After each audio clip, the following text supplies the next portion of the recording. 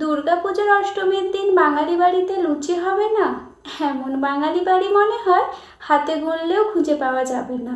So hello everyone, good morning. সকলকে শুভ শারদীয়ার অনেক অনেক শুভেচ্ছা, অভিনন্দন আর আন্তরিক ভালোবাসা জানিয়ে আজকের ভিডিওটা স্টার্ট করছি। সকাল সকাল ঘুম থেকে উঠে আশ্বিনের শিশিরে ভেজা ঘাসের ওপরে পড়ে থাকা শিউলি ফুল কোরানো দিনগুলোর কথা মনে আছে?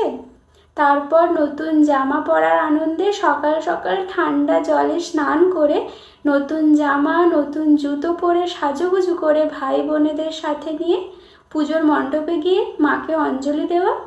অঞ্জলি শেষ করে দু একটা ঠাকুর দেখতে না দেখতেই মনটা বাড়ির দিকে কেমন আকর্ষণ করত। মা গরম গরম লুচি ভেজেছে, খেতে হবে তো। বাড়ি এসেই মা, ভীষণ জোরে খিদে পেয়েছে, দুটো লুচি দাও না। বলতে না বলতেই মা লুচি, ঘুগনি, পায়েস সমস্ত কিছু সাজিয়ে দিত। আজ অনেকগুলো বছর কেটে গিয়েছে, আমরাও সবাই বড় হয়ে গিয়েছি। এখনও দুর্গাপুজো আসে, অষ্টমী আসে, বাড়িতে লুচিও হয়, কিন্তু সেই আনন্দটা কোথাও খুঁজে পাই না। এখন ভাবি সত্যি সেই দিনগুলোই ভীষণ ভালো ছিল। দুর্গাপুজোয় হেঁটে হেঁটে ঠাকুর দেখে যখন ক্লান্ত হয়ে যেতাম, ছোট একটা দোকান থেকে একটা এগ রোল বা চাউমিন বা 10 টাকার একটা চকোবার বাবা যখন কিনে এনে হাতে দিত, মনটা একদম খুশি হয়ে যেত। আর এখন গাড়িতে করে ঠাকুর দেখে 5 স্টার হোটেলে ডিনার করলেও সেই খুশিটা আর লাগে না। কি পুরনো সেই হারিয়ে যাওয়া দিনগুলোর কথা একটু হলেও মনে পড়ছে তো? তোমাদের ছোটবেলাও কি এইরকমভাবেই কেটেছিল? যদি কেটে থাকে তো আমাকে কমেন্টে জানিও। এখন আমার প্রেগনেন্সি 30 উইক চলছে। ডক্টরকে জিজ্ঞেস করেছিলাম, তো উনি স্ট্রিক্টলি বারণ করে দিয়েছে পুজোতে বেরোতে না। তাই বাড়িতেই আমরা 3 জনে খাওয়া দাওয়া, রান্না বান্না এইভাবেই অষ্টমীটা সেলিব্রেট করেছি। শুধু অষ্টমী না, মনে হচ্ছে পুরো পুজোটাই এভাবেই সেলিব্রেট করতে হবে। মায়ের কৃপায় সমস্ত কিছু ঠিক থাকলে সামনের বছর সবাই মিলে আবার পুজোয় এনজয় করব। আজকে আকাশটা দেখো কি সুন্দর সেজে উঠেছে। পরিবেশটার দিকে দেখলেই মনে হচ্ছে এরাও যেন নিজেদেরকে শরৎ সাজে সাজিয়ে তুলেছে। এবার চলো রান্নাবান্না স্টার্ট করা যাক, না হলে লাঞ্চ করতে আমাদের অনেক লেট হয়ে যাবে। তো আমি প্রেসার কুকারে মটর, আলু এগুলো ঘুগনির জন্য সেদ্ধ করে রেখেছিলাম। এই যে মশলাটা রেডি করছি, এটা ঘুগনির মশলা, রেগুলার যে মশলা খাই সেগুলোই। এদিকে বর আবার দেখছি হঠাৎ করে অষ্টমী পুজোর প্রসাদ নিয়ে এসেছে। আমাদের বাড়ির সামনেই মন্দির, সেখান থেকে এনেছে। ও খিচুড়ি এনেছে, 5 মেশালি একটা সবজি আর চাটনি। আজকে আমার যেহেতু অষ্টমীর উপোস, আমি ছোট থেকেই উপোসটা করি, তো আমি খাবো না। আর বোনকে এখন রেডি করে দিচ্ছি, বোন আর বর ওরা দুজনে মিলে খাবে। তোমাদের বাড়িতে অষ্টমীর স্পেশাল কি কি রান্না হয়েছে আমাকে অবশ্যই জানিও কিন্তু। মটরটা যেহেতু সেদ্ধ হয়ে গিয়েছে, তো ফার্স্টে ঘুগনিটাই করব। আর লুচির জন্য ময়দা মাখানো আছে, একদম খাওয়ার সময় গরম গরম ভেজে দেব। নিরামিষ সবজি করব, সেই জন্য আদা, জিরে আর কাঁচা লঙ্কা মিক্সিতে বেটে নিয়েছি। আর তোমরা তো জানোই, তোমাদেরকে আর কি দেখাবো। এরপরে যে গুঁড়ো যে মশলা দিয়ে যে মানে একটা মিক্সচার তৈরি করে রেখেছিলাম, সেইটা দিয়ে দেব, না হলে প্রচণ্ড ছেটাচ্ছিল। আর এখানে বোন এসেছিল, ওর সাথে আমি কিছু কথা বলছিলাম। আর এখানে এত আমাদের সাউন্ডের মানে ব্যাকগ্রাউন্ড নয়েজের প্রবলেম, সেই জন্য আমি তোমাদের সাথে ডাইরেক্ট কথা বলতে পারি না, এইভাবে পরে ভয়েস অ্যাড করে দিই। তোমাদের সাথে কথা বলতে বলতে আমার ঘুগনিটা প্রায় 80% মতন কুক হয়ে গিয়েছে। এরপর সামান্য একটু জল দিয়ে ঢাকা দিয়ে দিলে পুরো 100% আমার রান্না হয়ে যাবে। আজকে আমাদের হয়েছে লুচি, ঘুগনি, আলুর দম, মালপোয়া আর সিমাইয়ের পায়েস। আরও কিছু করার ইচ্ছে ছিল, কিন্তু এখন আমার শরীরের কন্ডিশন অতটাও ভালো নয়, সেই জন্য সিম্পলের ওপরেই করলাম। এই সাইডে ঘুগনিটা হতে থাক, আমি পাশে বরঞ্চ মালপোয়াগুলো ভেজে নিই।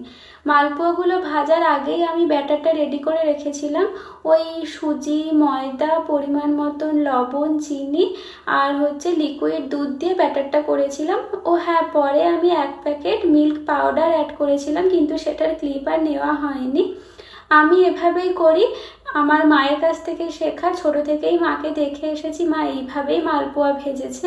অনেকে অনেক রকমের করে, অনেকে এর মধ্যে নারকেল কোড়া অ্যাড করে, আবার অনেকে তো মালপোয়াকে চিনির রসেও ডুবিয়ে করে। হ্যাঁ, চিনির শিরায় করে, ওটাই হচ্ছে অরিজিনাল মালপোয়া।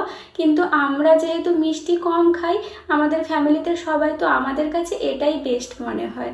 কিন্তু চিনির শিরায় কিভাবে মানে কেমন খেতে লাগে ওটাও ভাবছি বাড়িতে একবার ট্রাই করব। তোমরা তো দেখলেই যে মালপোয়াগুলো ভাজা হয়ে গিয়েছে, ভাজতে ভাজতে অর্ধেক খাওয়াও হয়ে গিয়েছে, এতটাই সুন্দর লাগছিল খেতে। আসলে অনেক দিন পর খেলাম তো, প্রায় 1 বছর পর, তো সেই জন্য হয়তো আরও বেশিই ভালো লাগছিল। বোন এদিকে দেখো কি সুন্দর করে লুচিগুলো বেলে দিচ্ছে। আসলে আমি সব কিছু করতে পারলেও না, এই রুটি লুচিটা আমি ঠিকঠাক গোলভাবে বেলতে পারি না, আর মাখাতেও পারি না। এইগুলোতে বোন আবার খুব এক্সপার্ট। আসলে বলে না যে ভগবান সবাইকে সব গুণ দেয় না, এই গুণটা আমাকে দেয়নি, কিন্তু আমার বোনকে ভীষণ ভালো দিয়েছে। ও এত স্পিডে বেলতে পারে, আর সেই রকমই স্পিডেও মানে এত সুন্দর সুন্দর গোল গোল হয়, খুব ভালো করে লুচিও। এরপর দেখো আমি লুচিগুলো বেলে বেলে দিচ্ছি, আমি ভেজে দিচ্ছি। পাশে একজন এরকম হেল্পিং হ্যান্ড থাকলে কিন্তু বেশ ভালোই হয় রান্নাটা। আর লুচিগুলো কিন্তু ভালো ফুলেওছে আজকে। তোমরা হয়তো অনেকেই ভাবছো যে আমি 8 মান্থ প্রেগনেন্সিতেও কি করে এতটা অ্যাক্টিভ আছি। আসলে আমিও সত্যি কথা বলতে এতটা অ্যাক্টিভ ছিলাম না। 6 মান্থ পর্যন্ত ভীষণ কষ্ট পেয়েছি, মানে কিছু খাবারও খেতে পারতাম না, শরীরে কোনো এনার্জিও ছিল না, শুধু ওই ওআরএস জল খেয়েই আমি কাটিয়েছি। ওই 6 মান্থের মাঝামাঝি সময় থেকে আমি একটু একটু করে রিকভারি হতে শুরু করি। এখন ভগবানের কৃপায় সত্যি বলতে তোমরা আমার মানে সব ভিডিওগুলো দেখলে জানতেই পারবে, আমি বাইরে থাকি, এখানে আমার বাড়ির কেউ নেই, শুধুমাত্র আমার সাহায্য করার মতন আমার বোনই আছে। তো বাড়ির সমস্ত কাজ, সমস্ত কিছু যেগুলো যেগুলো আমার করার, আমি সমস্ত কিছু একাই করি। তো আমার লুচি ভাজাগুলো হয়ে গিয়েছে। এরপরে চলো যে সিমাইটা করে নিই। সিমাইটা করার জন্যে আজকে আমাদের বাড়িতে না গুড় ছিল না একটুও, সেই জন্য না এইভাবে চিনিকে ক্যারামেল করে দুধটা দিয়ে দিয়েছি, যাতে কালারটা ভীষণ ভালো আসে। এই রেসিপিটা আমি আমার একটা ভাবির কাছ থেকে শিখেছি, তোমরাও এইভাবে বানাতে পারো, খেতেও ভালো হয়। সব থেকে বেস্ট ব্যাপার এর মধ্যে কালারটা খুব সুন্দর হয়। যারা দেখবে সিমাই খেতে চায় না, এই কালারটা দেখলে তারা একটু হলেও ট্রাই করতে পারে। সবাইকে বলছি না, কিছু জন আছে যারা ভাবে যে এগুলো তো কোনো ব্যাপারই নয়, এগুলো এত ইজি রান্না, সেগুলোকে যারা কন্টেন্ট ক্রিয়েটার তারা ভিডিও করলো আপলোড করে দিল, টাকা ইনকাম করলো, এইসব অনেকেরই মেন্টালিটি চিন্তা ভাবনা আছে। কিন্তু বিশ্বাস করো, তোমরা যেটুকু ক্যামেরায় দেখো সেইটুকু আর বাস্তবটা না সম্পূর্ণ আলাদা। যারা কন্টেন্ট ক্রিয়েটার তারা না অর্ধেক ভিডিও সব কাট করে দেয়, কাটিং করে করে মেন যে পয়েন্টগুলো সেগুলোই তোমাদের সামনে তুলে ধরে। সেই পুরো ভিডিও যদি আপলোড করা হতো ইউটিউবে, তাহলে 1-2 ঘন্টার মুভি বেরিয়ে যেত। সবাই কিন্তু টাকার জন্য সোশ্যাল মিডিয়া ব্যবহার করে না, অনেকে আছে সোশ্যাল মিডিয়ায় কাজ করে মন থেকে ভালোবেসে। এখনকার যুগে টাকা ইনকাম করার তো অনেক রাস্তা আছে, তাও কিছু কিছু জন কেন সোশ্যাল মিডিয়া ইউজ করে জানো? এই যে মানুষের ভালোবাসার জন্যে। 1 লাখ 2 লাখ যখন সাবস্ক্রাইবারের একটা পরিবার তৈরি হবে, সেই পরিবারটাকে না নিজের পরিবারই মনে হয়। একবার তোমরাও এই ফিল্ডে এসে দেখো, বুঝতে পারবে। এত এত মানুষের ভালোবাসা, এগুলো কখনো টাকা দিয়ে কেনা যায় না। তোমাদের সাথে কথা বলতে বলতে দেখো আমার সব রান্নাগুলো হয়ে গিয়েছে, এবার শুধু প্লেটে সাজিয়ে নেওয়ার পালা। আর রেসিপিগুলো তোমাদের সাথে সব কিছু শেয়ার করতে পারলাম না। তোমরা যারা মা হয়েছো বা যারা এই জার্নিতে আছো, তারা ভালো করেই জানো এইসবে দাঁড়িয়ে দাঁড়িয়ে রান্না করা, ক্যামেরা করা কতটা কষ্ট হয়। তাও শুধুমাত্র তোমাদের জন্য যতটা সম্ভব হয়েছে আমি কিন্তু ভিডিও করেছি। যদি আমার ভিডিওগুলো তোমাদের ভালো লাগে, অবশ্যই আমার চ্যানেলটা সাবস্ক্রাইব করে আমার পাশে থেকো। চলো এতক্ষণ ধরে কি কি রান্না করলাম সেগুলো তোমাদেরকে একটু বলে দিই। লুচি, ঘুগনি, আলুর দম, পায়েস, মালপোয়া, আর এই যে তরকারিটা দেখতে পাচ্ছ, এটা সেই বর এনেছিল না পাঁচমেশালি সেই সবজিটা খিচুড়ির সাথে, সেটাই। আজকের ভিডিওটা এই পর্যন্ত, দেখা হচ্ছে নেক্সট কোনো ভিডিওতে। তোমরা সবাই ভালো থেকো, সুস্থ থেকো, বাই।